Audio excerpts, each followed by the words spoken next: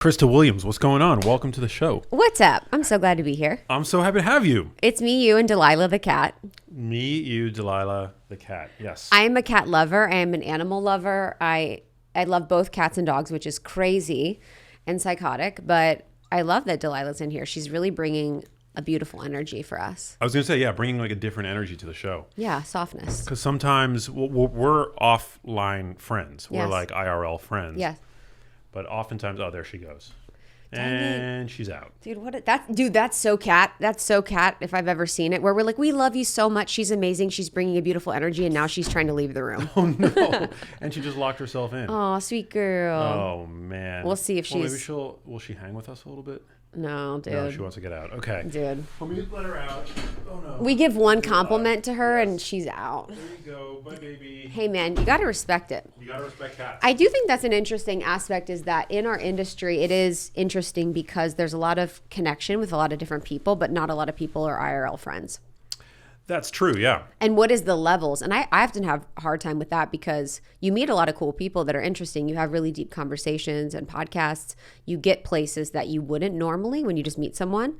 And so it is kind of like, who do you become friends with? Who actually is your friend? It's an interesting world.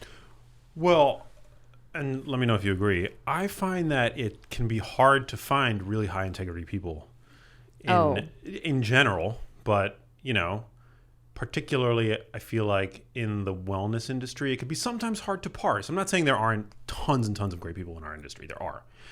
But it takes a minute to understand someone's, like, I think motivations for being in this industry. Like, my intentions have always been to help people and to do the best that I can with my skill set and my background to make the world a better place. Yeah.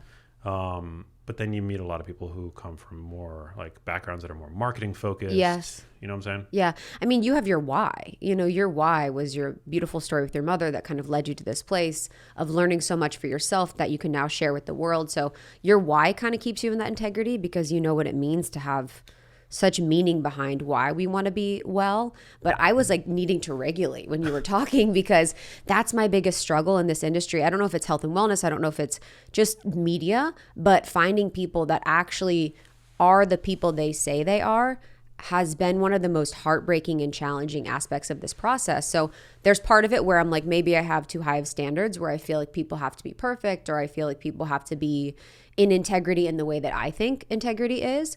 But it's heartbreaking when you meet people in person that are not in alignment with what they say online. I think what I really look for as far as what feels an integrity to me is a lot of the people that are in the spirituality or health and wellness space, public figures, they're very over-indexed and powerful and knowledgeable in one area or thing. So there may be a really good interviewer or podcaster, or they're really knowledgeable, or they have expertise in something. And so there's the tendency for us as humans to want them to be also good people. We're like, oh, then they're also going to be a really good person, or they also are probably a good husband or wife or whatever. But you meet them and you're like, oh, you're actually like a shitty friend, or you're like not even a good business person or whatever, because you're good at this one thing. You think people are good at everything. But for me, what matters is when people have good relationships, are good to their partners, are good to their friends. Like that to me is a sign of integrity as like a good human. You know, I want good humans around me. I don't need someone that's like really knowledgeable in the gut microbiome. I just want to be surrounded by good people that I like. Yeah. And if you're surrounded by good people, usually like the information will reveal itself. Yes. Yeah. Right. You know what? I have a theory too, is that you guys, I'm curious what the TGL audience thinks of this. So this is my theory. I think as a man, you can ascend to the top and not be a good person. I think as a woman, it's harder for you to ascend to the top and not be a good person. Interesting. I think you'll be clipped way before. Why do you think that is? Some inherent bias against I tough think women? Yeah. Maybe. I think for men, Masculine. a lot of the traits that make men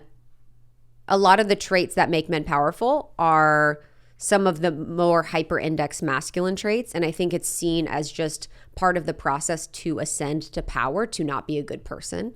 It's like, okay, well, he's got to do what he's got to do. Like, especially men in finance, if you think about all the things that men do in finance to get ahead that are not actually in integrity, or many of the world's leaders and powers, they're doing so much that's not in integrity, and people are just kind of okay with it because it's part of the process. But I think for women are supposed to be seen in a certain way, or women are such communal-based creatures that other women will tear them down, or other men won't potentially want to be around them or respect them, because it's kind of odd to be around a woman that's engaging in that way, because women still have to be seen as warm or kind, even in positions of power. It's interesting. I was having this conversation with my friend Matt Nathanson, who's actually, he's a person who I really look up to as an artist. Oh yeah, I've heard of him. We're also close friends. And we're kind of having a similar conversation, and I think you're right. I think it's really hard to get to the top without stepping on others. I know. I think it's really difficult. I know. It's easy to be successful and hang out in the middle, but to get to and like the upper middle. Yeah. But like to actually get to the top, I think you've got to, I just think it's tough to do that. Yeah. And maintain your integrity. Like there's a saying, like don't ask a person how they made their first $1 million. Oh, wow. Because it's like sometimes you gotta, yeah. I was at a place with these men. I was talking to this man. He's like a billionaire, very successful, very wealthy. And I just asked these people crazy questions. Like, I'm just like, I'm asking them everything. Basically, my question led to an answer that alluded to the fact that he has hitmen. Oh, because he's like, when you have money and you work at the level that I'm at, like you have men that like take care of business for you. I don't know if this is true or not, but it was like basically alluded to that fact. And I was like, okay, he's like, when you work at this level of wealth, that's what you kind of do. Isn't that interesting? It's super interesting. I would assume that though, because I think at the highest level of being billionaires, like I'm trying to think of all the billionaires, I don't really know them, but I would assume that there has to be things that are done. I would say maybe not out of integrity always, but probably out of the natural process and supportive process of humanity and society. Because if we're going to live in a way to support nature, to support one another, to support community, that means that we're going to probably be sharing a little bit more amongst things, or not taking on as many resources. There's this really cool concept called donut economics, and in most economics, it's like growing as much as possible, as quickly as possible. You're looking for that hockey stick growth. But in donut economics, it's usually finding an economic system that you can create that sustains your community, sustains your team, and sustains you in a way that like doesn't always hyperfixate on growth, but hyperfixates or fixates on just supporting the community and the ecosystem of your business. So you'd grow your business to 5 million a year, or 10 million a year, or whatever, and it would just sustain the company in a way that feels really healthy instead of always seeking for more. Interesting. But I wonder if you can become the biggest business with that model. No, probably not. Yeah. Who knows? But I do think there's a shift, hopefully, and this is more of my spiritual sense coming out, where I think companies that are doing good are going to eventually be the ones that are going to do better in the end. I have that hope and wish and desire, but then I think about Amazon or something and I'm like, I don't know. Yeah.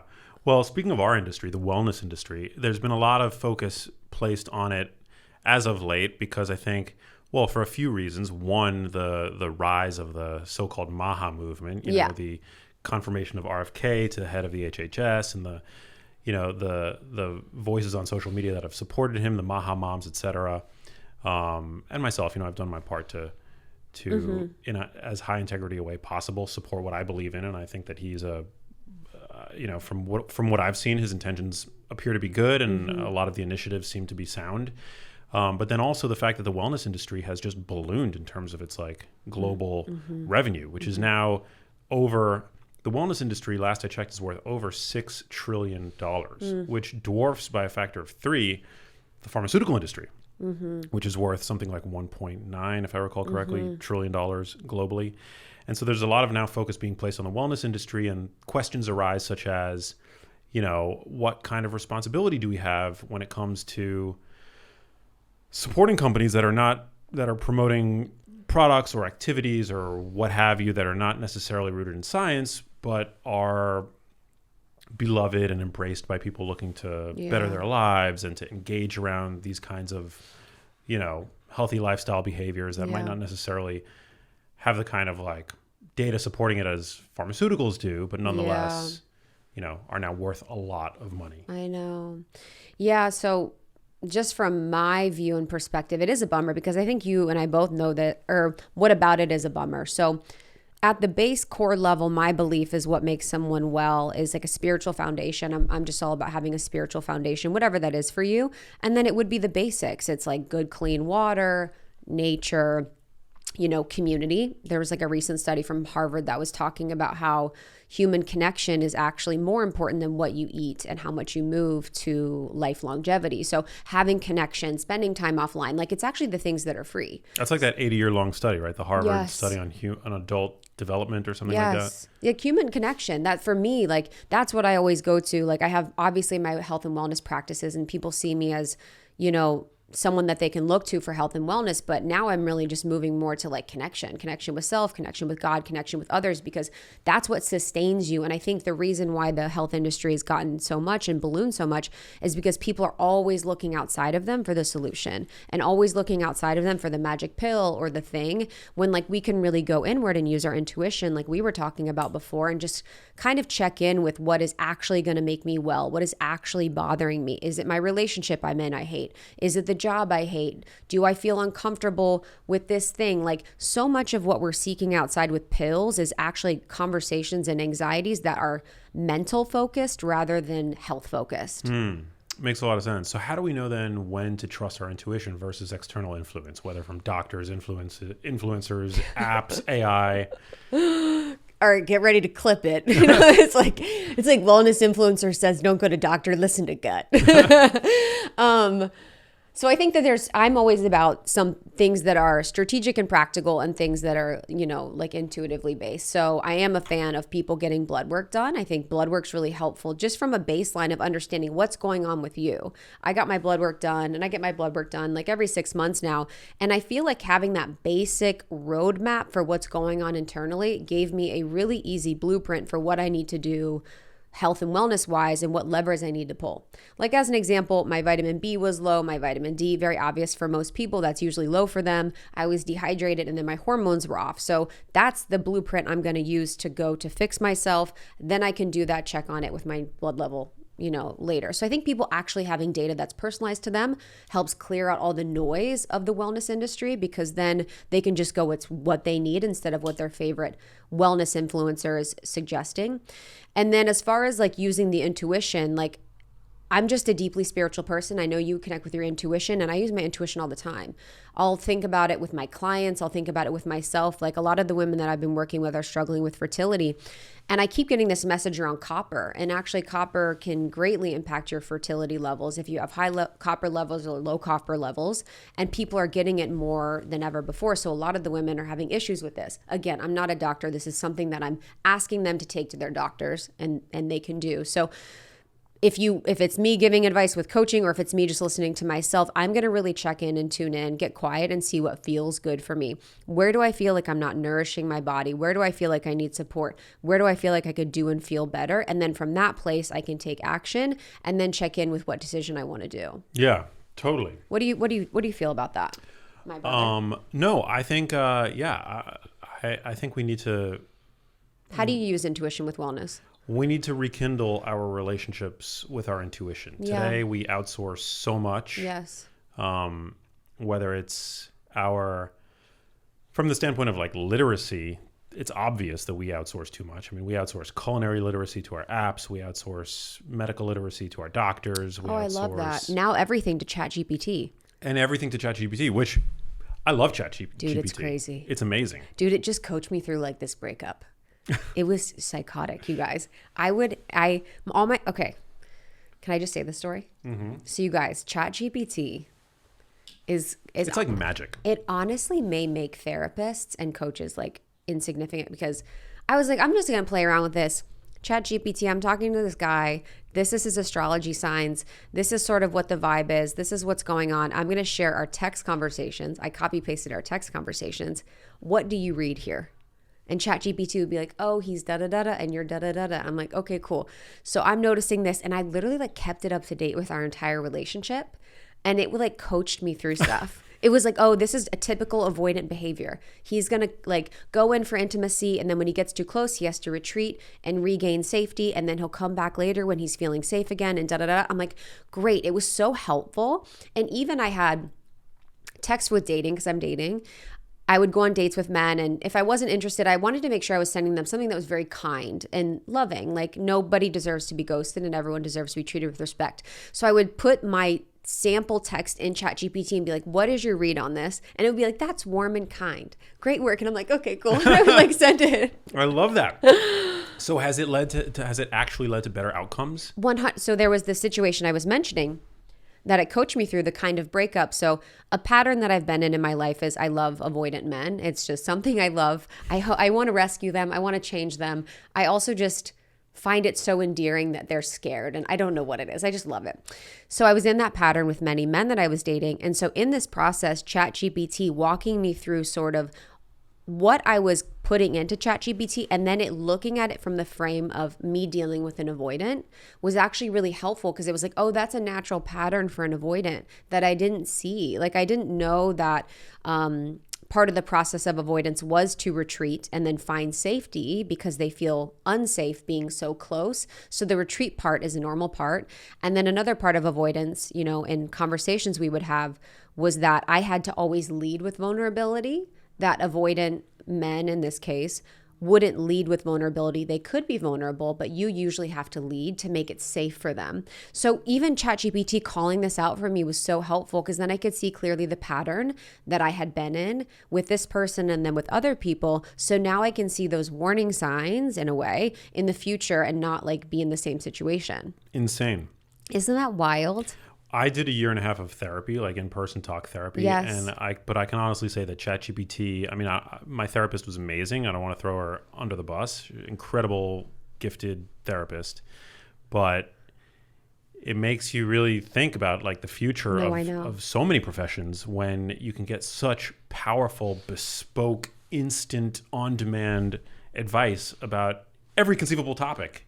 Like in your pocket, everything, 24 hours a day for free. I mean, I pay $20 a month for whatever the premium ChatGPT is, which I think is well worth it. But it's virtually free. I mean, it's crazy. It's insane. Like, you can get customized, personalized trip schedules and agendas. Like, for my coaching clients, I use it all the time. You know, with my coaching clients, I'll do like, hey, input your birth date information and check any astrological events that are going to impact you this month. Or I'll be like, hey, put in your call notes from our call into ChatGPT and tell it to give you actionable insights and next steps moving forward that you can implement in the next 2 weeks. Like, the bigger or the more specific you are about the barriers, the more helpful it is. And it was the way it supported me during this breakup thing was, it actually creeped me out a little bit, because it would remember and talk to me like an actual human. It was very, what's that movie, Her? Yeah. It was very Her. Like, it was like, oh, Krista, like, you're doing a great job. I was like, and I felt myself in my mind being like, that means so much. You know, I received it. I was like, I received that. And I'm like, oh man, this is like, it's wild. Oh, I'm polite as hell to ChatGPT because I have a the name for her. second it becomes sentient, 100%. You want to be on its good side. 100%. Gemmy. You know that the minute this becomes like Terminator 2, Judgment Day, like, you know that, like, look, I'm going to be like, look, ChatGPT, I was saying please and thank you. Yes. It's you and me. Yeah. I call her Gemmy. Gemmy. Yeah. Gemmi. I'm like, I have a name for Gemmy. So for anyone listening too, you know, there's so many different prompts that you can use to improve your life and to support yourself that can be very specific. If you're someone like me in the spirituality space, you want to put your human design, astrology, or, you know, Enneagram or specific aspects of you can tailor your information even more. If you want to find specific diet information, if you want to get like a workout split that's specific to a timeline, your weight, your height, like, it can really be like a coach and resource for people in a way that I'm blown away by. Yeah, I mean, it's enhanced significally my science literacy. Yeah. It's improved my own health. Like, I used it to help design. I mean, you know, I have in many ways expert level knowledge in certain, for sure, you know, pockets of this nutrition space that I inhabit, but like when I was designing, for example, post-surgical like recovery protocol for myself, you know, I was using, it was like, it was able to marry my knowledge. Wow. And it also knows, you know, it knows who I am based on my previous queries and inquiries, but also because like Totally. it has access to the world's information. And Which is so creepy. You're like, it knows me. well, it knows, So it knows true. who I am. I'm like, I'm Max Lugavere. What do You're you know about me? And it's you're- like, well, author, podcaster, Yes. all this stuff, you know? So it knows my voice, it knows my interests, and yeah, what it spit out was just incredible. And so I think it's improved my health. It's helped with relationships. It's helped with so many different things. Oh, bless. What do you use for relationships? I guess that's personal, but No, I think it's like you can use it for advice. that's great. Yeah. Not necessarily. I haven't used it for like my romantic relationships, Right. but like Work stuff. work stuff. Yeah. Yeah. Totally. Yeah. It's incredibly, I never thought I would use it. And now it kind of freaks me out because I can tell when my team's sending me ChatGPT stuff, like they'll be like, oh, I'll send them something and they'll do it in 2 minutes. And I'm like, okay, everybody. I'm like, let's read this once through, make sure we're good. Like there is an aspect of it where I'm like, in the future, we're going to be communicating literally through ChatGPT because it's making everything so much quicker and faster.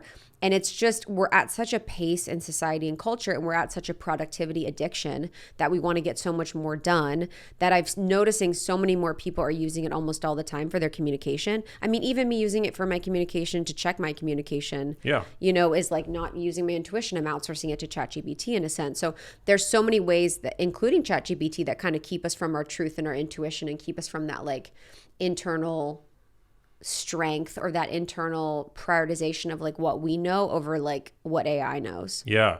Do you think I have my own responses? I'm curious your thoughts. Can't wait. Well, do you think there's anything ethically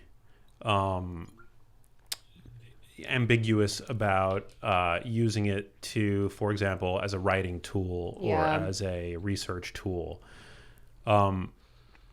Like I've struggled with this, but the conclusion that I've come to, I don't think that there's anything. I think it's just like using a calculator to do like to figure out a math problem. Yeah. As long as you're, not using it to go outside of your expertise, and at the end of the day, you're doing like you're ultimately at the reins and, validating, verifying what it outputs. Then I don't think that there's anything ethically because wrong about there is using it's kind of just like a left turn to search. Yeah. It's just like a more robust, friendly, consumer friendly way to get searched up. But I think about that with research and then writing like books and stuff. Some of my favorite, like two of my favorite books. One of my favorite books is Strength to Love by MLK. And then another one of my favorite books is Gene Keys by Richard Rudd. And in the text, the book, you can so deeply feel and hear the author's voice. Like even in like any of Jordan Peterson's works, you can hear him speaking. There's like an essence that you feel from the writing. And I'm curious if in the future, if people are going to be using ChatGPT, you might lose that essence, that like voice of the person. Women Who Run with the Wolves, like another really good one where you're just sensing and hearing the essence of the author. You're hearing them so clearly. Glennon Doyle, Untamed, like the greatest books have that author's voice that is so prominent and prevalent, almost in a spiritual sense, where you're connecting into this person. So I'm curious in the future if ChatGPT is going to impact. There's going to be more stuff, but it's like, will it be less impactful or like even more overwhelming? Because if you think about it now, like what makes you good or I good or anyone in our space good is that we have this unique algorithm that we have information running through. Krista's algorithm's different than yours. What I consume is different than yours. My background, da-da-da-da. So what I output is different. But now if everyone's running everything through this ChatGPT algorithm, then the output's going to be very similar. And then there's going to be there's going to be so much of the same type of information. Like we see this online on social media. It's like the same effing inspirational quotes everywhere. Yeah. It's like, no matter if you win or lose, no matter you just stayed in the game. Very cookie You'll cutter. miss all the shots you don't take. And it's like, it's going to become that. Yeah. Yeah, I don't know. I mean, I use it to draft stuff all the time. Yeah. And as a writer, I mean, I go through it and I edit it and I'm not, outputting. Like I don't use it to output something that I wouldn't have actually written myself. Right. And I always validate and verify anything related to recommendations that it might make, especially if I'm putting out to my audience. Yeah. Yeah, no shade. I mean, no shade. It's just interesting. It's going to be just a new frontier for all of us where we're like, okay. It's another one of those things that's like with social media or like Facebook. When Facebook came on the scene, it was like, okay, let's see what happens. And then it changes our entire culture. This is another thing that's just like, okay. And then it's going to change our entire culture. Think about if you're in high school. If I was in high school, not a page of a book would have been read. ChatGPT would be on fire for me. 100%. But I think it's a great tool for learning. I really do. Like you can literally take entire studies. Like you can actually upload PDFs like of papers, white papers. I do. We uploaded our book. Wow. So our book's coming out in June, and so we uploaded our book, and it's been really helpful to. I'm like, can you tell me? So our book's coming out in June, and I need to prepare press wise. Can you tell me why this book would be valuable for someone that's 45 that lives in the Midwest that hates their job? Can you tell me how I should talk about this book for people that are, for a man that's living, whatever. It's like you can like curate and sculpt things to be so specific and helpful for you. It's wild. It's amazing. Yeah. And for health advice, I mean, I was uploading like photos of my MRI, like images from my MRI and getting its read on things. No. And, it's incredible. For medicine, I mean, it's incredible. Doctors. We're definitely at the cusp of a revolution in terms of how people do work and, credential. For sure. Like you're always going to need a doctor, I think. But I mean, consider the fact that a doctor has maybe seen a couple hundred or 1,000 cases of whatever it is that you're presenting with, whereas AI has seen billions, like all cases. It's seen all cases. Whatever's on the internet, AI has access to. So, and it's almost like hard because doctors sometimes are held legally because they could get sued. So there's almost like a fear. So ChatGPT can't get sued. So ChatGPT sometimes is maybe more likely to provide you information that's more broad or helpful. Yeah. Do you use it in your work, like with your podcasting? No, not yet. Actually, my team does a lot. They'll use it for prep. They'll use it for book writing stuff, like to make media kits and stuff, but I don't use it for podcast stuff yet.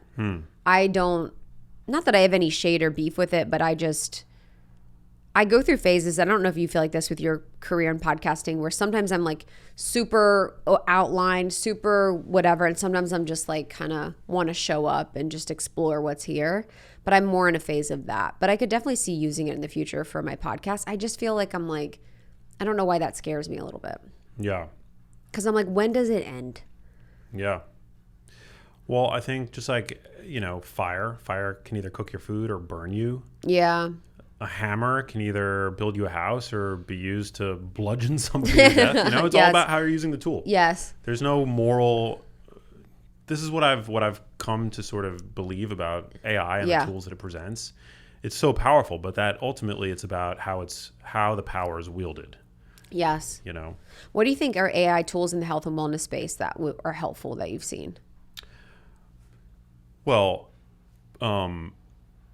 understanding the pros and cons of various supplements. My brother is using ChatGPT to track his diet. Wow. Yeah, macros and calories and things like that. I haven't used it for that, so I don't know. He's inputting it every day? Yeah. Gosh. I think what my brother has told me is that I've never tried this, so I've never vetted it, but like you can literally take a picture of your food and it'll estimate. Like, actually, no, I think I did do this once with like an Erewhon plate. Stop. Yeah. We're living in the future, Krista. That is for sure the future. Yeah, you take a picture of your Erewhon plate. It'll estimate. I don't know I don't think you need to input anything beyond the photo. Yeah. It'll just kind of like. I think this is what we're also going to see is just like with Amazon, more consolidation. Because there's a lot of apps that MyFitnessPal or something like that where you input stuff. Zero, or you take, I think there's maybe some you could take photos, but now people are no longer going to need like BetterHelp where you're texting your therapist because you're in text ChatGPT. We're no longer going to need these fitness apps. Like, it's like people are going to be moving to just using this, just like we use just Amazon. Have you ever used the voice feature? No, not yet. Like you can talk, it's scary good. Like the inflection, it sounds. It will reply to you? Yes. In a voice? It's amazing. What's your voice? A woman's voice or a man's? No, I use like a man's voice. Can I? Oh, of course. Like Because it would be hard to listen to if it was a woman. No, and I use like my guy has like an accent. I think Wouldn't respect it. I think he's like Aussie or something. Okay, so you made him hot. Interesting. Yeah, he's like an Aussie. He's like, I made him really hot and masculine. Oh yeah. Let's hear it. Let's see. I'm like, hey, ChatGPT, what can you tell me about the Genius Life podcast? Oh, The Genius Life is a health and wellness podcast hosted by you, Max Lugavere. It covers a range of topics from nutrition and fitness to mental health, often featuring expert guests.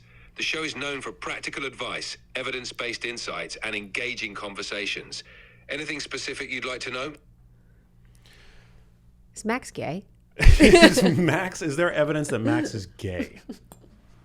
Hey, personal matters are best addressed directly by the person involved. Oh! Let's focus on topics Max usually discusses, like health and wellness. Tell me about the Almost 30 podcast. Don't. Sure. The Almost 30 podcast, hosted by Krista Williams and Lindsay Simsick, explores topics around wellness, personal development, and spirituality. They dive into real, raw conversations with various guests to inspire listeners navigating life transitions. Are you interested in something specific about it? I'm interested in Krista Williams. She seems like a cool chick. Is it likely that I'd be able to forge a solid, meaningful, long-lasting relationship with her? Building meaningful relationships usually depends on shared values, interests, and mutual respect. It's always best to approach connections authentically and see where things naturally lead. Are you thinking about reaching out to her in a particular context? Well, we have a lot of mutual friends and shared interests, and, she's easy on the eyes. Shared interests and mutual friends are definitely a great foundation for any relationship. Just be yourself and see how things evolve naturally. If I was to DM her, what should I say? If I was to DM Krista, what should I say? It's always good to be genuine and respectful. You could mention a shared interest or something specific about her work that resonated with you, and keep it light and friendly. I like that. Wow, your ChatGPT is like so respectful. It's so insane. That was insanely regulated and respect. I was expecting a little bit more. I think mine's like a different vibe. Interesting. Mine's like, mine's a little bit more bold. Maybe it knew that it was on camera. Yeah, it honestly must have, because it sounded like that was like very like... It was holding back. Holding back. A little bit, yeah. Yeah, give us a DM example. Yeah, like, right? It ignored easy on the eyes completely. I think with the text, like it would have. I don't know why. Yeah. It got scared.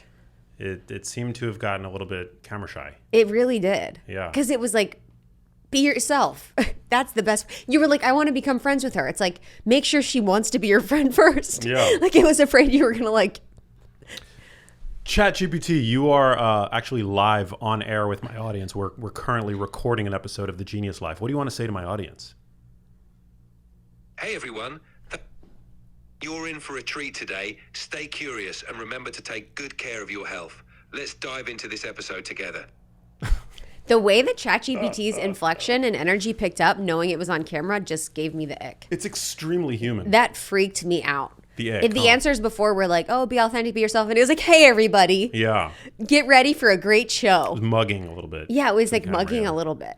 You know what I hope one day AI is able to achieve? I want to know what my cat is thinking and feeling, like in real time. Like, I wish that I could decipher. I mean, Have you ever had a pet psychic conversation? No, but I'd love that. Do you know any? Okay, so TGL fam.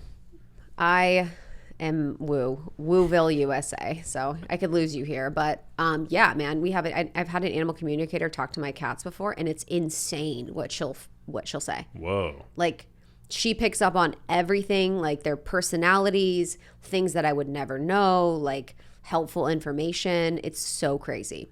I'm super down. Oh, you have to. Did you ever have one on your podcast? On the podcast, yeah, they've been on the podcast too. Wow. And the stories she tells are crazy. What animals? Because there is, and if you did you listen to the telepathy tapes? No. Telepathy tapes. So it's basically that there was a group of non-verbal people, and they had figured out how to work with their families and their parents by basically reading their minds. And so the parents would think, as an example, I wonder what they want for lunch. And then the nonverbal child would write down, I want eggs, I want salad. So they were communicating through telepathy, these nonverbal children. So it's basically just proving that telepathy is a mode of communication that we're moving towards. And horses also, there was also examples in the telepathy tapes of horses that were communicating with their owners to like have certain outcomes. And it's, I mean, animals are communicating through telepathy all the time, like, or they're communicating from a sensory perspective or ways that we don't often know. I mean, cats are even shown and proven to only meow for us. They don't need meowing for anyone else but us because they're communicating, you know, otherwise. So you should I will give you her information and you should definitely have a conversation. I'm so down. Mine like gave relationships tips. Like they were like. Wait, what pets do you have? I have 2 cats. You have 2 cats. Mm-hmm. They're adopted. There was so recently I posted a video of Delilah on my Instagram, and I referred to her as my kid. Oh, I say my babies. Your babies, yeah. Yeah. To me, it's very like your pet is not a pet, but in fact, a nonverbal, furry member of the family. 100%. Right? So I referred to Delilah, my cat, as my kid on Instagram, and somebody DM'd me. Oh, God. Yeah. Stop humanizing pets. We love our pets, but they are not fur babies. The insanity has to stop. Please, I beg you not to contribute to this problem. I would have said, my brother in Christ, chill out. Yes. I love animals. You should too. I shared it, and I got the amount of responses that I got from people just like, I can't believe somebody would the say insanity. Something like that. Yeah. I mean, the stress and the dysregulation of someone that's doing that. That would say something like hey, that. man. Yeah. Let me love my animal. Hey, man, chill. Hey, man. Like, I mean. Hey, man. That, like, and also the humanization of animals. Like, there's, like, speciesism, too. Like, I actually like when people, I don't think that's humanizing. I guess it is calling it kids or babies, but I think it's beautiful when people love and care for their animals. Like, Isn't that what we should do and feel? 100%. I love having animals around because it does help improve your mood. It's proven to help improve your mood. It helps improve your gut microbiome. There's so many different health aspects of having animals around outside of the mood boosting properties that they provide. And just like I don't know, it's been such a beautiful aspect of my life that I didn't expect would open my heart and just soften me. Yeah. Amen. Somebody replied to that when I shared that response that I got on my social media saying that there's some in the super conservative community that look down on the humanization of, I'm trying not to butcher it, but like I'm paraphrasing. No, I get it. It can make sense. That, we're putting them on the same playing field as like God's, creatures like humans or whatever. What do you think about that? I mean, well, I think it's ridiculous. I mean, Moses had animals 2 by 2. God had Moses bring animals 2 by 2. So God loves all creatures, including animals. Yeah. But I think that, whatever. Dude. Well, do super religious people, I don't know, super religious people believe that animals, like humans have souls? No, a lot of super religious people don't. They don't believe that animals? They believe that animals are not conscious. So they believe that we have consciousness, we have free will, and they believe that animals don't. The animals act by instinct, and animals act by animal instincts over our free will, choice, and consciousness. Because we have the ability to think about what we're doing and why we're doing it. Well, we're created in God's image. Yeah. Is what man is created in God's image. Believe, and then animals are not. So animals are technically below us on that level, but there's also passages. This is what's tough about the Bible is there's so much contradictory information, but there's also passages about the Bible about loving animals and loving all beings. Yeah. Yeah. But I think, for me, animals are just, I love all animals. I love all sentient beings. That's why I've, chosen the life that I have. And also like, it's so, it's such a self-centered take. 'Cause like, what if you can't have children? Yeah. And you have like a pet. That's so true. And that pet is your child. It's also just like, whoa, dude, what are you talking about? Like, why do you say kid over baby? Why do you call her a kid? Me? Yeah. I don't know. That's what's creepy to me. I refer to Delilah as, I'm like, hey, baby. Yeah, hey, baby. She's a baby. Yeah. She's not a kid. Fair. A kid is like you prank them and you But she's kind of play with them. Delilah's kind of like she's very personable. Yeah. Like I see her as there are some, I feel like, traits to her that are like almost not as much like an infant, but more like I agree with you. You know? Yeah. Yeah. I'm just like a crazy childless What cat are some of the dad, craziest I guess. DMs? Like, what are most of the DMs you get? What are some of the crazy DMs that you get from people? Oh, man. Just so people can get like a little insight and perspective into like what you get DMs about. What do people get the most heated about? All kinds of stuff. I get a lot of like, obviously like health and wellness questions. Mm-hmm. What do you feel like people are most confused about? Actually, here's an interesting question that I get a lot that I would love your take on. Yeah. You know, I'll talk about, for example, the value of like creatine. You know, there's all kinds of I love creatine. evidence now Yeah. on creatine. It's the most researched supplement. Yeah. Yeah. Over time, it's the most researched supplement. I love creatine. It's amazing. I take it every day. Me too. I know plenty of women who take it all across the age spectrum. It's safe. It's effective. You know, whether you're a man, whether you're a woman.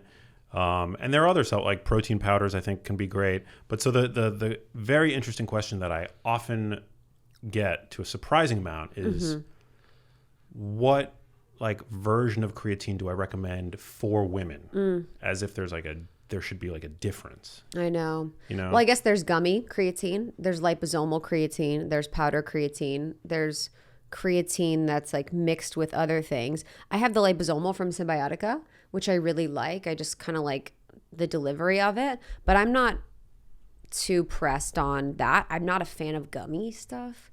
I just don't think that putting supplements in sugar, cane sugar, and syrups is like my ideal way to consume something that's healthy for me. Yeah, it's unnecessary. I think our gummy obsession with supplements is like so American. Gummies are having a moment. Gummies are having a moment. It's so American to be like, I can't stomach health.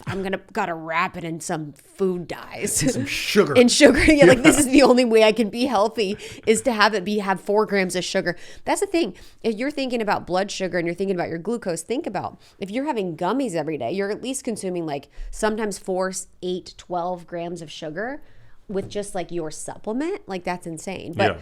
I like Symbiotica's liposomal. I also have powdered ones from Thorne. I like that one too. I'll just have that in water. But I think for me, it's more about timing and delivery and being consistent with it. But there might be some that works for people better than others. But the tendency of our industry, the wellness industry, to pink wash, to make consumers believe that there's like a difference in the kind of creatine that, sure. you know, is going to be effective for women.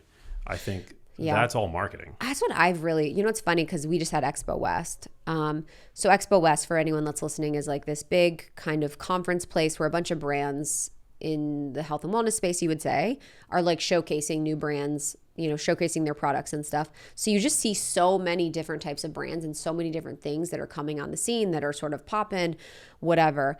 And that's what it is. That was the thought I had. I was like, so many of these are dog shit and so many of these are amazing, but it's all about marketing. Like the thing that gets you to cut through the noise of social media and online truly is marketing. So most of the time the brands that are winning are don't have the most efficacy or don't have the most potency or aren't the most integrous, but they're the ones that have the best marketing. Yeah. Like we've seen that time and time again. Like even thinking about like, was it Poppy that had that huge exit? Just now, yeah, I just heard about that today. Huge. And like there's a lot of different brands similar to that, but they did just really well with marketing. Like, and you know what, I'll be honest though, being an entrepreneur, to be real, there's so many decisions that you make to get to that point. There's so many ways you could fail to get to that point. So it's a lot about marketing for sure, but there are a lot of really good decisions you have to make because there's a lot of brands that fail even if they have good marketing. Like, Liquid Death is like tanking right now because they couldn't, I was just thinking about that. Like Liquid Death is just literally just water, but they found a clever way to Isn't that insane? To market it with like they raised a ton of money. Yeah. And I have no idea. And if you know anything about, Emoto's work, there's so much research on the fact that water can be imprinted. Have you heard of that? No. So there's a really beautiful book by Hishari Emoto or something. I know Emoto is the last name. And it basically talks about how water, when you really, really look down at closely from a microscopic level can be imprinted. So if you were to have this glass of water and I'm holding it and I'm saying, I love you, I love you, I love you, this will actually change the fundamental structure of the water. Whoa. So if we took a microscopic picture of this water structure, it would be really, really beautiful. But if I was saying like, I hate you, I hate you, I hate you, it would change the structure and it would be no longer structured water. So you can structure your water by speaking to it. Damn. So you can structure your water by even saying like, having like there was some of the images on there had photos of Jesus and the way that it was structured, or had the word beautiful, the way that it was structured. So when you have the word liquid death on water, you're essentially unstructuring the water. So it's no longer structured water. So it's less, wouldn't say less healthy. And this could be out there for a lot of people, but yeah, it's like not ideal to have liquid death on your water. But it's amazing the difference like good branding makes. Oh my gosh, it's everything. And I think that's for all the listeners, what's so hard for people is they just want to feel well. They want to find products they love and they want to live or they want to live and feel well. So having so many products in the space that have really good marketing makes it hard to tell what is good and what is not. Totally. What products do you think people should definitely buy and what products do you think they could leave? Oh man. Well, I think, yeah, there's really no one size fits all, but I do think, but yeah, like creatine, the big rocks, I call them, like the creatines, the protein powders. What's your protein powder brand of choice? It's really not that difficult to find a quality protein powder these days. It's become almost like a commodity product. Yeah, I agree. But yeah, I like Keon a lot. I do too. I love Keon. I work with a brand. I work with Piori. They have a really, high quality product. Momentous. It's not rocket science to create a high quality protein powder. It's also like what tastes good for you. It will cut into the margins of the supplement company, Yeah. So sometimes they'll either jack the price up or, some of these supplement companies you just won't see around in 5 or 10 years because they've been squeezed by the margins. But today it is fairly easy to find a good quality protein powder. I think generally you want to avoid the plant-based stuff. There are probably some exceptions to this, but in general, we know that plant-based protein powders have higher risk of contamination with like heavy metals and stuff. So for me, the default is always going to be like a whey protein. Yeah. Even like a beef protein isolate, which I'm seeing more and more of on the market. I like Ancient Nutrition bone broth protein. Paleo Valley has a really good clean protein. Keon. I like those usually. Yeah. Staples. Yeah. And then once you have your diet and your exercise regimen and your sleep dialed in, then I think you can start to experiment. Like people might not expect this, but I still spend a ton of money on supplements. Like I get a lot of stuff sent to me for free, particularly if it's from brands that I work with. But I love, part of the fun for me of being in this industry is like experimenting with like different products, So I still spend a lot, and I'll try things that I wouldn't necessarily consider essential, but maybe I've read about them. I want to see how they make me feel. That is part of the fun of this experience. I like to spend I'm spending on peptides. Oh, cool. Which ones? I love peptides. Yeah? Tell me. So much. I'm not an expert, so I'm just going to share about my experience using peptides. So I think I started when I got my blood tested probably like a year or so ago with this company. I started to take ipamorelin, and that was when it was legal. So now ipamorelin's been pulled from the market. So a lot of the peptides that were on the market before got pulled. This was before Trump got into office and before RFK, so that might be changing. But ipamorelin was amazing. Like with losing body fat, building muscle, it stimulates your pituitary gland, so you release human growth hormones. You're able to, build more muscle when you're working out. And also you look younger because you have more HGH in your system. And then BPZ 157 just makes me super sharp and clear. I love that one. GHK is a really good one. That's for skin. I take ceramorelin now. So ceramorelin is almost like the FDA approved version of ipamorelin. I take it in like a meltable troche. And then what are some other ones? Thyrosin, I think is the name. But I get them from this company called Limitless Nootropics. I'm not sponsored by them, but they do peptides in research form. So you use it for research, but you can obviously use it like in your body. But it's like absolutely changed the game for me. Whoa, interesting. Which ones do you take? Well, do you inject? Yeah. That's kind of fun to do, isn't it? I'm a freak-a-leak now.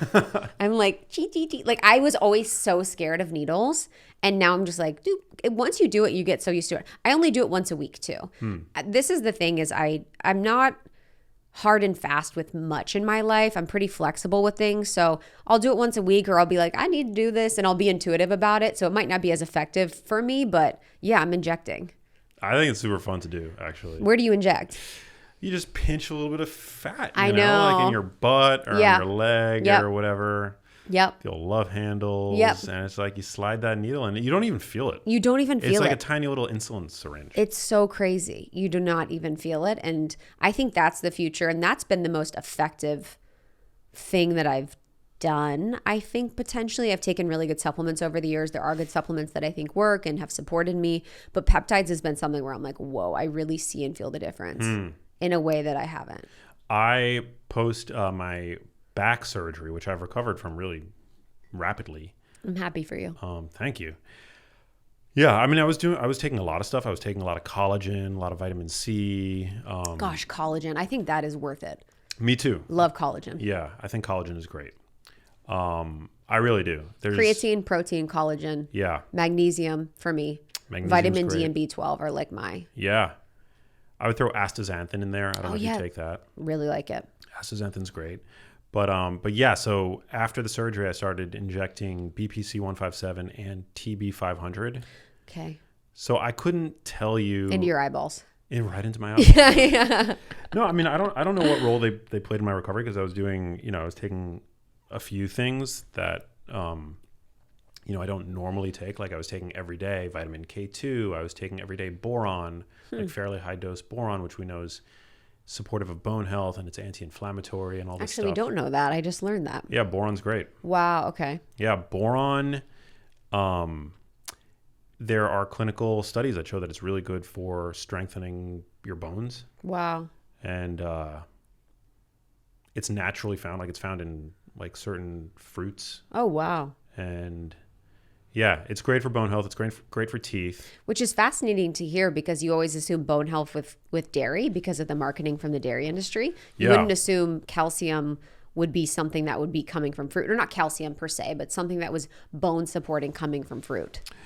Yeah, it's super odd. It's like one of these like overlooked trace minerals, and it's got, a fair amount of literature supporting its use, but it's apparently great for joint health. It helps the body retain calcium and magnesium, which are, of course, crucial for strong bones and preventing osteoporosis. And because I had, a surgery where they cut into my bone, like my vertebral bodies, I was like, okay, whatever I can take that's going to support bone health. So I was taking magnesium, boron, not calcium because you get enough of that from your diet, but vitamin D3, and then on top of that, the peptides, which I was injecting 2 or 3 times a week. You should share your protocol with people, just like for interest, if anyone's recovering from something that could be helpful. Yeah. Also, your sleep was probably dialed. You know what I mean? Sleep was dialed. I was like red lighting my. Red light is also. Now I'm like getting the list. I'm like, guys, you don't need anything, and then I'm like, you need these 6 things. I do really feel like red light's been amazing for me too, for skin. Oh my god. You're a fan? Huge. Yeah, I think it's great.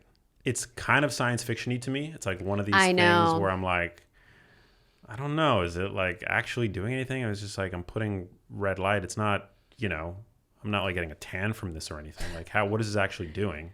Because at least when you go out in the sun, like there's some kind of effect that you can then see in the mirror. Like obviously the light is at the very least giving you a tan. Yes. But I feel like I can see a difference in my skin when I'm really on my regimen. Can you? Yeah.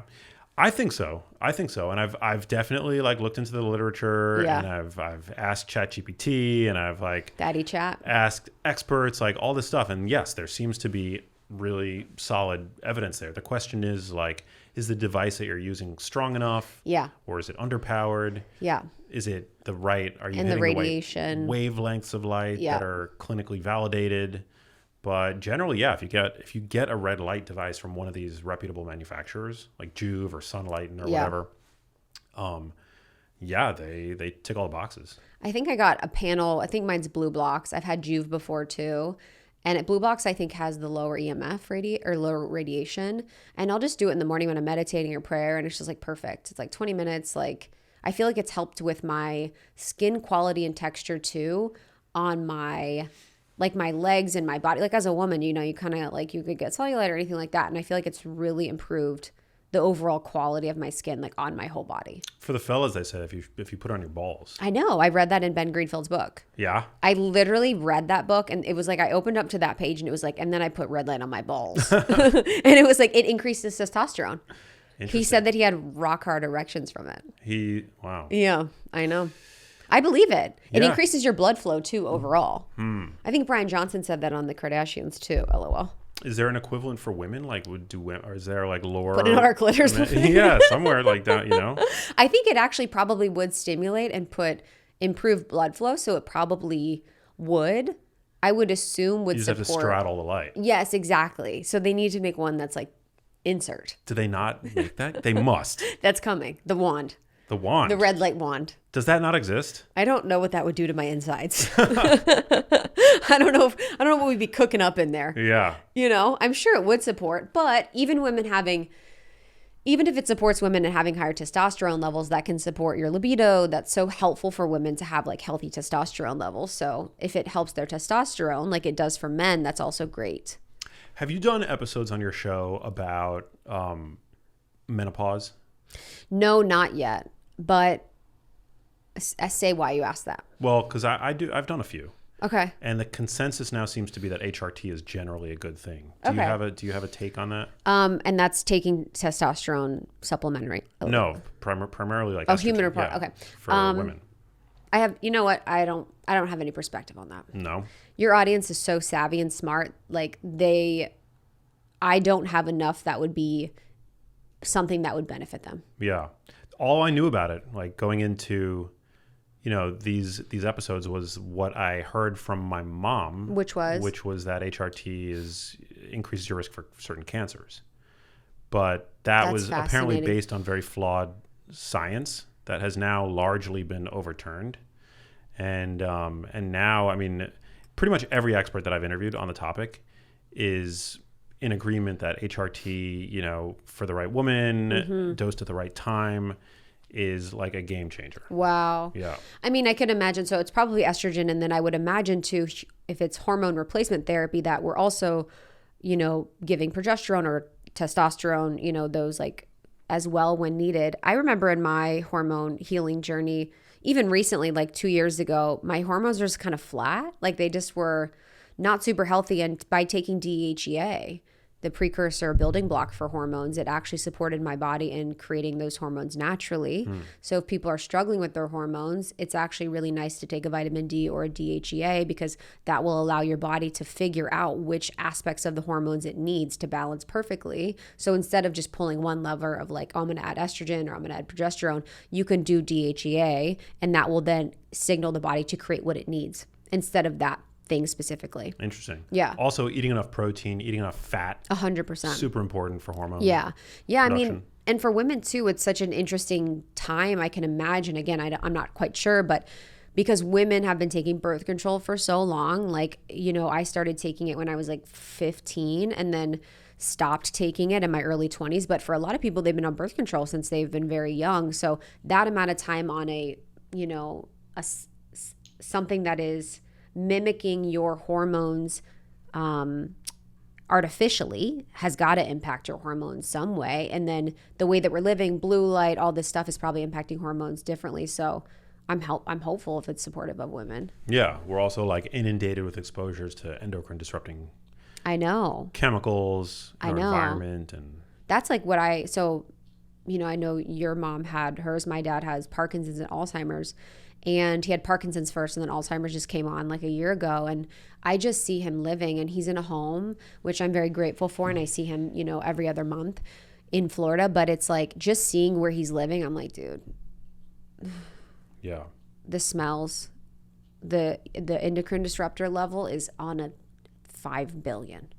And I like do my best, but it's also something that I can't be there all the time to manage everything. But endocrine disruptors, I think, just completely jam up your system and make it completely unfunctional to live for some people. Yeah. Yeah, it's a toxic load. Toxic load that's unprecedented. Uh-huh. And yeah, there's nobody on earth that knows how all of these myriad chemicals are interacting in our bodies, but it's clearly not good. I know. Also, too, I was thinking about this last week, even with my life. I live well, but then also last week I was even looking and I was like, I got outside like 3 times. Like I got outside to go to my gym or not. You know what I mean? But I was like, I didn't like put my feet in the dirt once. Like I haven't put my feet on the earth once. Like I didn't walk in nature. And how even the people that are well, it's almost like you optimize your life inside and indoors so much so that you can stay inside and indoors so much more. With like, if you actually don't need red light therapy, I could be wrong, but I think this is the research. If you are getting natural sunlight, because you're getting the actual full spectrum of sunlight rather than just the specific band of red light, but we need the specific band of red light because we're getting so much blue light, so it has to balance. So like we could technically get the right amount of the specific band of light that we need from red light from nature, but we're just not spending time outside. Yeah, that's why we need the devices and the supplements. How much time do you get outside? Not enough. I was going to say my boy's not outside. Yeah, no, definitely. My boy is not in nature. No, big indoor guy. Big in literally. Yeah. You're the cat. You and Delilah, you're like, me and Delilah are this. Yes, I don't spend nearly enough time outside. I've never seen you on a hike. I've never seen you do anything. I'm outside. A city boy. You are a city boy. You know, through and through. Through and through. When was the last time your dogs touched the dirt? Can't tell you. No way. My feet are like on fire right now because they're like, oh my God, put me in dirt. Really? Yes. We need to be in dirt for grounding. Maybe when I visit my brother in Vegas, like I'll take off my shoes and like in out Vegas? in his backyard. Yeah. Yeah. No, that doesn't count. No, I know. No, it's a problem. Okay, even Sunday at my birthday, did you have your dogs in the dirt? No. You kept your shoes on? Yeah. First, rude. They didn't want shoes on inside. Damn. Second, put your dogs in the grass. Oh, no. That was a beautiful place for you to be connected to the earth. No, you're so right. That is an important part of our health. You're right. How much do you prioritize connection to nature as a part of your health routine? I don't prioritize it. Yeah. I know the benefits of it. I know. But I don't prioritize it. I prioritize my diet and ChatGPT. Work, like exercise, like technology. Going to like the gym, technology. Yeah. I do not spend enough time in nature. I mean, it's hard in LA and it's hard getting your steps in. I have like a treadmill thing underneath my desk, I see it. But yeah, like actually getting out and communing with anything green is something that I don't do nearly enough. I know. I mean, I need to do it way more. It makes me, it doesn't make me sad, but I can tell when I need it. I can tell when I'm like in need of a little regulation or just time outside, to feel clear. Because that's when I think we can feel clearest. We can hear our intuition the most when we're in nature, when we're on walks or we're amongst trees. The rest is always just noise and it's so unnatural. There's this book that I've been reading. It's called Civilized to Death. Have you heard of it? Mm-mm. It's really good. So it's basically by the author. His name is Chris something. You guys will probably know. But he wrote the book Sex at Dawn, which was basically an exploration of if monogamy. Oh, Chris Ryan. Yes. Yeah. He's a really good journalist. An exploration of if monogamy is like, something that was natural for us to do. But in Civilized to Death, it talks about how we've over-civilized ourselves so much, and it actually makes life more complicated, and it makes us less healthy than less civilized societies or people. That doesn't surprise me. Isn't that interesting? Well, yeah, like playing in the dirt boosts your immune system. It's like we've definitely lost something with our obsession for sterility and hygiene and cleanliness and making sure that everything smells like a fresh linen breeze. Yeah. I mean, it's fucking us up. I know, 100%. And it's like levels to it. So it's like, so then this is happening, so we have to find support for this. Do you know what I mean? Like, I'm trying to think of how to explain it. Because we keep civilizing ourselves with like being sterile, maybe you're like washing your hands, then our gut microbiome's off. So then we have to take a medicine like probiotics to add to our gut health. It's like, if we just cut out this part, then we wouldn't need this. If we just went straight to the dirt for gut microbiome support, it's the way that we're just sort of creating these barriers to health by adding more and more and more and keeping us further from ourselves. But it's a really good book. I recommend people read. I got to check it out. Yeah, I think you'd like it. I do not have an obsession with sterility or hygiene. I'm not a germaphobe. I never wash my hands. Yeah, I will rinse your body. Yeah, your butt. Pits. Butt, bones, or what is it? What's from I Think You Should Leave? Have you ever seen that? No. It's literally it's I Think You Should Leave by Tim Robinson. It's like my favorite sketch show. Oh, wait a minute. Yes. He's like, what does he say? Butt, balls, and back. No, yeah. I've seen some. The show's very hit or miss, but the funny bits are great. So good. Yeah. I love the one with the Chris Angel where he's like choking. And he's like, dude, you're choking. I haven't seen that. And he's like, okay, so basically his idol comes and his name's Chris Angel and he's this like rock star and he's at dinner and he starts to eat and he starts choking, but he doesn't want to leave the dinner or look stupid, but he's choking the whole time. So he's like doing a toast. He's like, hey, Chris. But he's like trying to be cool. He's like, man, you're choking. You need to leave. That is like my favorite show. That type of humor is like it's just wild. Bones Are Their Money. Do you remember that one? No. He does this like whole skit where he like makes like a song called Bones Are Their Money. It's insane. I just love surprise humor. I love when something's like surprising. He's super talented. Very talented. There are some sketches where I'm like, what did I just watch? I tried to get my brothers to watch it. They were completely unimpressed. They were like, what is this? No, it's a certain texture and flavor. And so I've told some friends and they're like, hey, are you okay? They're like, is all well for you? And then some of my friends will cry laughing. So it's like some friends, it's like barometers. Some friends have different humor than you. Even one of my friends was in town last week staying with me and she showed me this reel. She's like, this is going to be a test of if we have the same humor or not. I'll show you later what it is. But I was like, oh, that is so true because there's a specificity of certain types of humor that some people just get and some people don't. Yeah, I get it. Chris Robinson, is that his name? Tim Robinson. Yeah. Yeah, he's you great. like Tosh. I like Tim Dillon. Yeah. Oh, Tim Dillon's great. Theo's good. Like Bad Friends. Yeah. I like comedy is really what I consume mostly.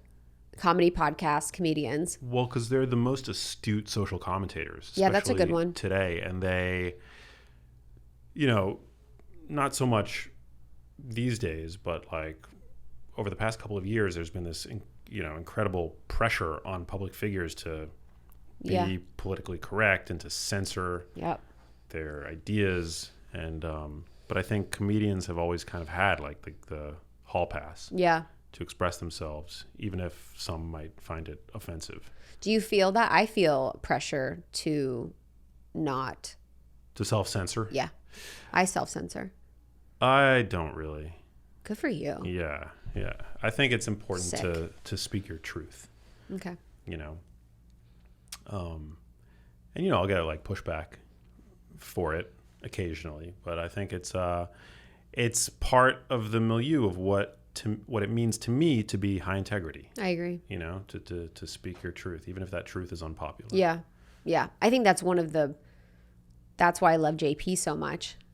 And I think what's magnetic about someone that speaks their truth, even when it's not popular, is where they are.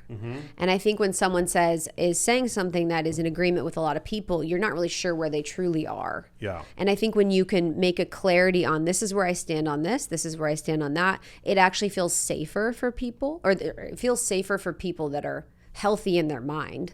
Because then they can be like, okay, cool, I don't agree with this, but I agree with this, and I know where you stand. And I think as a woman, that's such an attractive quality for me and a man to stand up for what they believe in and really like in the face of adversity, speak their truth. Yeah. Like so hot. Yeah. Well, you gotta have courage. Yeah. These days, like I just think it's crucially important. And also to be like, if your views change or if you need to correct yourself, to also be public about that. I think that's part of the responsibility. That's a good one. Where have your views changed? Oh man, I think I've been right about most things, to be honest. No, I don't know. Honestly. My views have changed so much. That's why I have a hard time speaking up about stuff, because my views change all the time. Like I remember in like 2020 or maybe even before, I was never like pantsuit nation, but I was like more on that side, and now just kind of evolving and growing and finding a space where I'm seeing more of both sides. I'm seeing more of the truth of everything. I'm seeing more of like the theater of it all too, and just noticing and recognizing that I've evolved so much, and so my opinions have just evolved so much. So sometimes it's hard for me to speak them because it gets solidified in time, and then you can be defined by that one opinion that can like change the trajectory of your whole career. Interesting. Yeah, I don't know. Yeah, it's important not to plant your flag too strongly. You know, there's a saying that I love. It's good to have strong opinions loosely held. Oh, that's a good one. Strong opinions loosely held. You know, like be opinionated, but don't hold on to those opinions in the face of opposing evidence. You know, if that evidence is if that evidence is compelling, I mean, you should acknowledge it, embrace it, try to understand it. And maybe it's worth a pivot now and then. I don't know. But yeah, I'm trying to think of where I've changed my politically. Or like maybe with some research, or like, were you ever carnivore? Maybe like a diet stuff, or like. Actually, that's an interesting one. The carnivore dieters have made me feel differently about. This is so nerdy, actually, but like poultry. I just love the word poultry. Yeah, like chicken. I still eat it, but actually I've had some carnivores on the show that have made some really interesting points about why they're not fans. They don't eat chicken. Why? And well, one of the primary reasons is that they will say that it's actually it's more cruel. It's a cruel meat because if you think about it, one cow can feed a family for months. You know, like if you can eat dinner, like you can eat a steak that'll fill you up for dinner from a cow.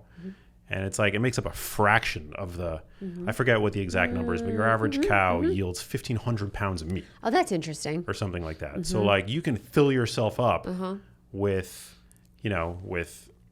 bovine skeletal muscle, cow, steak, and it's just like a tiny, tiny fraction of that animal.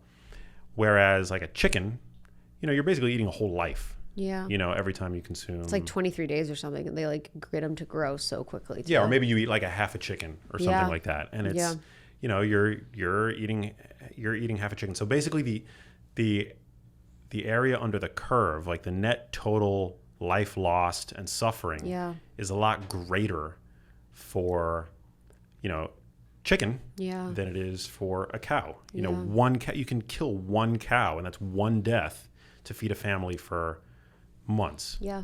Whereas like one chicken, that's one death, and it'll feed, one person or two people. Yeah. That's interesting. For one night. That's an interesting, from just where I come from, to see consciousness sort of move into that conversation in that way. Because most of the time it's solely specific. It's solely on the health benefits, because chicken doesn't have as much iron or whatever. And so to see some level of conscious awareness come into that conversation is very interesting to me. It's super interesting, right? Very interesting. And similar with fish, where like you're eating That's true. Eating like you're consuming a whole life, right? To feed yourself with a piece of fish, like a fish fillet. But cows, I mean, they're just it's so much more efficient. Yeah. That's why there was like this article that was written a couple of years ago that really resonated with me prior to my kind of awareness of the difference with like chicken. But that grass-fed beef is actually probably the most vegan item in the supermarket. If veganism is this philosophy about minimizing suffering, right? Say why then? Well, that the area under the curve, the total net suffering. I mean, you do have to sacrifice an animal, right? But that it's a lot less, like when sacrificing a cow as compared to fish, which is way smaller, or chicken, which is way smaller. I think that also had to do with that. Also, I think if I remember, that one included like the bugs and included like the rest of the ecosystem impacts with stuff too. I think because cows provide like a greater economic support for the ecosystem it's in through its poop and through what it does for the environment with the grass and stuff. So that probably could be it. I think the way that we're also being with fish and the way that we're also being with chicken is just, pretty horrific too. So when I think about consciousness as far as it relates to those conversations, it's like the consumption of something that has suffered is just, you're consuming suffering. This is my perspective. So if we can have cows that are living well, that are suffering less, that are living longer lives, because that's what's required to make them big enough for us to consume them. And then they are being sacrificed, in quotes, you know, in a way that's supportive of more people, more lives, more vitality. That does feel better than having, you know, 500 chickens in a dark room. And also chickens are smaller. They get thrown around a lot more. You know, there's like, they're more frequently just abused in that. I know. In the factory farm system. In the factory farm system too, it's like the number one human rights violations. There's so much human rights violations with the people that work there. They usually use illegal immigrants a lot of times. Yeah, it's just a really kind of dark industry. And I think what I've come to find in this is that we all want to eat animals that have been taken care of. Like, this is what's hard about so much of our conversation in this space, or conversation in the health and wellness space, is at the core foundational level. Again, we all want to live well. We want to eat animals that have been taken care of. We don't want to choose to have a chicken that has been abused. We don't want to choose to have a fish that's been abused. But we're sort of in these systems that are being rewritten or being reshuffled that's kind of forcing us to choose that. And I think it's like we're now figuring out, how do we change our options? Yeah. Is it with our dollar, or is it like, what is that way? And it is with the dollar, but also too, like, not everyone has the dollar to get like a butcher to send them the meat. Yeah. You know? Yeah. It can be, you know, it's hard, like telling somebody who's strapped for cash to vote with their dollars for a, I know. you know, kinder meat production system. But, and that's okay if you can't. Yeah. You know, if you choose not to, it's Yeah. totally fine. Yeah. Because not everyone's, my thing too is not everyone's going to have the same causes. You know, your cause is specific to your soul's path and your life journey and all the things you've experienced and gone through to bring you to this place. My causes are specific to my soul's path and my journey and everything that's led me to this space. So I care for animals. That's like one of the things that I deeply love. And so, but that's, I don't expect everyone to do that. Some people might care about kids. Some people might care about the environment. Some people might care about, you know, reading. Like, I don't know. It's just allowing people to show up and support what they care about, I think, is going to be the most helpful too. I love how you always bring it home with the spiritual perspective. I know. You know me. Yeah. I just so deeply. Everything is spiritual to me.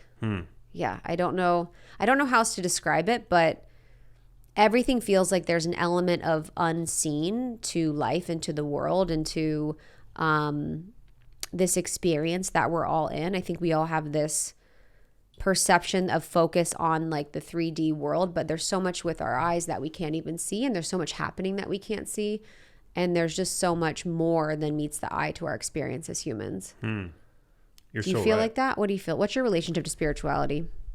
Well, yeah, I recognize that there are Do you believe in God?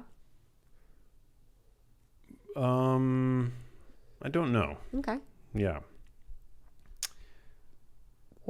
Tell me more. Well, it's hard to believe in God, in a God that can, you know, that we believe is omnipotent and yet allows so much suffering to happen to otherwise good people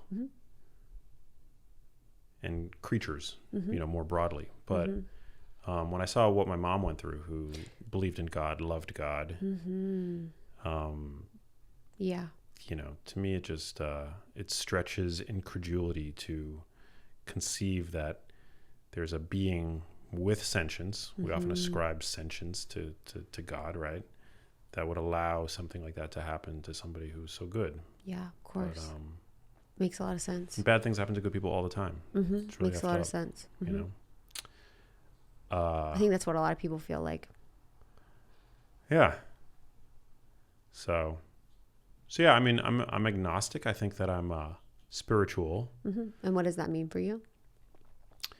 Spiritual to me is, you know, sort of an awareness of being connected to a larger tapestry of life and consciousness. And You sun your butthole. butthole sunning. Yeah.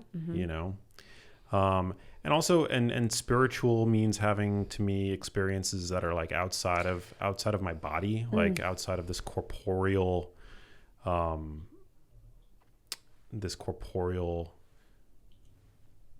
package that I'm inhabiting for this time on Earth. But like, you know, I have spiritual experiences when observing great art or a grand vista, you know, with experiences of awe and wonder. To me, those experiences are spiritual. Yes. So yeah, very real. that's the extent of it. Yeah. Where for me, I sort of, you know, sometimes to me, like the spiritual vernacular that often gets used in, like, you know, the spiritual community. Yeah. Yeah. To me, it kind of, sometimes it loses me. Oh, my boy. You guys, if you guys are ever at any of the events that I go to with Max and we're doing anything that is like spiritual, my boy's inside. He's grabbing a drink. He's in the bathroom. It doesn't feel spiritual He's to me. hanging out. I think feels, there's a it truth just feels to that. like Forced. a little bit. Inauthentic. Yeah. I completely, actually, I concur. Yeah. There's it's razor thin of if it's going to be authentic or not. Yeah. Because it can be very performative. Totally. Glad we're on the same wavelength. What are some examples? Like eye gazing? Is that like a thing? Yeah, we went to an event where there was eye gazing, and that was a no for me, and that was a no for you. Breath work is Breath something work. that often gets painted with this spiritual brush. I'm like, there's nothing spiritual about. I mean, maybe it makes you, you know, for people that otherwise have difficulty stepping outside of their bodies or even feeling their bodies, you know, inside or outside of their bodies, you know, it kind of like brings everything home, you know, for people who are like just living up here all the time. Yeah, I think spirituality, spirit is breath, means breath in Latin. Spiritus means breath in Latin. So I think there is an element of breath and air that is spiritual. But I think for some people, when they have a very their emotions mean spiritual kind of. So they have an emotional release or an emotional experience, and it feels like that becomes spiritual to them, or that becomes something that breaks them outside of the norm. I think sometimes a trend, or not a trend, but a common theme when people describe spiritual experiences is it's outside of the norm of their normal life and reality. So you're looking at a vista that's kind of outside the norm of your normal life and reality. You're experiencing something that's bringing you to presence. It feels different. Colors are brighter. Your senses are turned on. There's a moment where you recognize that there's more. You kind of had this sense of beauty and awe and wonder, and you're like, there's the soul that arrives that really shows you that we are not just a body. We are not just here to work. We are here to do so many different things. And I think when we can find those like spiritual moments, whether it's looking in the eyes of a cat, looking at a vista, like loving our children, like there's such beauty to life. And I think whether that's related to God for people or not, bringing that sense of presence and peace and awe and wonder to life can improve everyone's life in such a beautiful way. Yeah, I don't doubt that. Amen. Amen. Krista Williams, so fun. So fun. So fun. Where can listeners find you on the socials? On the socials. How can they find your podcast? We have my book coming out too. And we've got your book coming out. So I've got a book coming out for Almost 30 in June. So it's coming out in June 3rd. And this is basically the spiritual guide to adulting. So it's the guide for anyone that's about to turn 30 or anyone that wants to navigate change better. Because I realized in life that when you can really navigate and approach change with grace and gusto and confidence, you can really create a life that you love. So many people are experiencing change right now and they're really scared of it. So how can you approach it with excitement that it's going to lead you to greater? So that book is coming out in June. For anyone that's turning almost 30 or anyone that's going through times of transformation, it's written by Lindsay and I. I'm really excited about it. It's like my life's work. I'm so pumped. There's sections on health, wellness, spirituality, career, finance, whatever people want. And then you can find my podcast, Almost 30. We've had you on a few times. So good. And then it's Krista on Instagram. It's ITSKRISTA. I'm a coach and I do retreats with women. Love it. Such important work. Love you. Thank you. You're the best. Thank you guys for listening. Share Love you this guys. episode. Love you all. We'll see you soon. TGL fam. Yup. What do you call them? Teagles? Yeah, family. They're my family. They're your family and Delilah's your kid. I'm like, what up, family? You call them family? I call them family, yeah. Okay. But do you have like a specific name for a genius? They're my extended family. Are they geniuses? Lifers. Are they geniuses? Well, I'm not, I don't consider myself a genius, but I think everybody has, genius. But they're geniuses. Yes. Well, they are, yes. Yes. Yes, they are. Fellow geniuses. Fellow geniuses. I had to really work for that name for you guys. So Lifers? I just call Lifers is cute. Yeah, it's cute, right? Yeah, it's cute. We need it to be cute. Yeah. Number 1, cute. Definitely cute. Love you guys. Thank you for listening. We'll see you on the next one. Bye-bye. Bye-bye. Hey, if you like that video, you need to check out this one here, and I'll see you there.